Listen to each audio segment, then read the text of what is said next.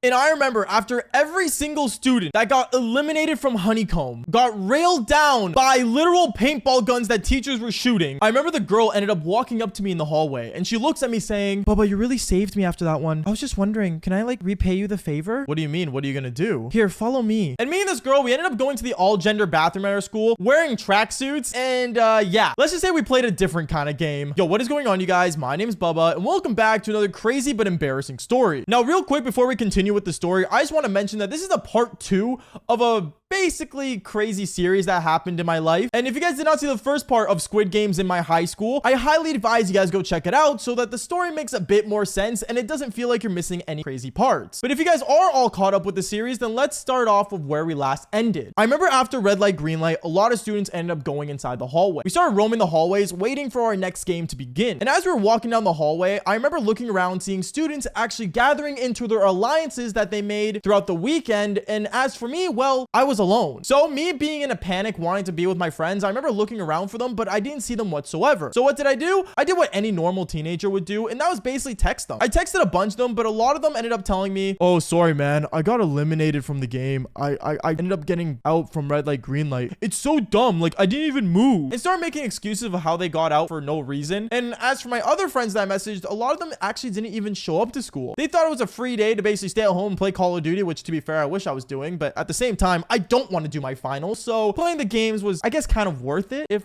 I actually won, but we're not there yet. And as a bunch of students ended up gathering into the groups, I really slowly started to feel like number 4, 5, 6. You know, being alone in the games, not knowing what in the world's going on. I remember as all of us were out in the hallway though, out of nowhere, the announcements came on. And the announcement said, "All right, students, if you could all single file line up towards the gym. We are going to play the second game of Squid Games in high school." At that moment, I was worried because I didn't know what the second game was. And I remember as it got to the point where I ended up heading towards the gym and waiting in line, I remember hearing a kid far back in the lineup saying, "Oh my goodness, guys, we're playing honeycomb. It's the honeycomb game." I didn't know what this kid was talking about. Like, what in the world are we gonna do with honeycombs? Like, what are we gonna eat them? Is it like a snack time, or like we gonna like just get randomly eliminated? Let's just say this next game took a lot of skill, and if you guys did watch the show, you guys would know what game this was. But right as I entered the gym, a teacher holding a paintball gun and actually wearing a mask ended up handing me a tin canister. I didn't know what this tin canister was for. Right after that, the teacher said, "Okay, go line up with the other students." At that moment, we all ended up sitting down in the gym in rows. And I remember as we sat down, the announcements came back on saying, "Okay, students, you have exactly 3 minutes. Open your tin canisters and cut out the shape you have." At that moment, I opened up my tin canister and I started to panic because right as I saw what was inside, I ended up seeing a needle and a triangle shape cut out into my honeycomb. I didn't know what I was supposed to do with the needle, if I'm being brutally honest. And like I said before, I didn't watch the show at this time, so I had no idea what was going on until I started looking around me and I saw that students were actually trying to cut out the shape that they got with their needle. No joke, the amount of licking that was going on in that gym was crazy, which sounds really sus, but if I'm being honest, it was part of the game. And I remember students started to lick their honeycombs and lick their needles like mad wildly. And as for me, well, I'm not gonna lie, since I got the shape of a triangle, I actually ended up just straight up breaking mine into the piece it was. The triangle shape was really easy to do, and I barely had to lick my honeycomb to actually win the game. So luckily I ended up finishing mine in like less than 2 minutes, but still like 2 minutes on the clock. But as I was looking around, I started to realize there was a lot more different shapes that the school made. Like, for example, they ended up having a circle shape, which is, in my opinion, kind of crazy. But not only that, I think the craziest one that I saw was someone got a shape of an octagon. Yeah, an octagon with 8 sides. Like, you gotta be trolling. And I remember as I'm just sitting there, just waiting for the game to be over since I won, it got to a point where there was less than a minute, and one of the teachers that was holding a paintball gun ended up walking by me. The teacher gave me a thumbs up and, you know, was proud of me that I won and, you know, didn't get eliminated. But as for the person behind me, well, they started panicking. No joke, I remember I kept hearing a weird voice going, "Oh my goodness, like, I don't know what I'm supposed to do. I can't break this. I don't want to break it. Oh my goodness, I gotta keep licking it." And as I look behind me, I see that this girl was straight up licking her honeycomb nonstop. And she was panicking because she had the shape of a star. Now, if you guys don't know, the star is actually one of the most difficult shapes to do. And I remember turning around and looking at her saying, "Don't worry, you got this. You won't be shot with a paintball gun. You're chilling." "I don't know. I literally have only 1 minute left." "No, you're fine. Just don't stress out and just cut it out." At that moment, I remember the teacher holding a paintball gun ended up walking up to her and actually started aiming at her to to finish her honeycomb since there was only like 45 seconds left. And that's when this girl looks at me and says, Baba, can you help me? At that moment, the teacher holding the paintball gun pointed at her looks at me and says, Baba, if you help her out, just gonna let you know, if you break the honeycomb, you will be eliminated, not her. You'll basically be taking her place. Now, I find it really weird how, you know, if I wanted to help her, I would have gotten out, but the look on her face was severe panic, and she was actually super scared to the point where I said, you know what? I'll do it. And that's when I ended up licking her honeycomb as well, and basically tried to get the piece. I remember a lot of students started to freak out at the fact that I was helping her out and thought that I was like really brave for doing it. And me, as I'm looking at her honeycomb and basically trying to figure this shape out, she looks at me and says, Baba, are you sure you can do this? Baba, are you sure you can do this? Trust me, I got this.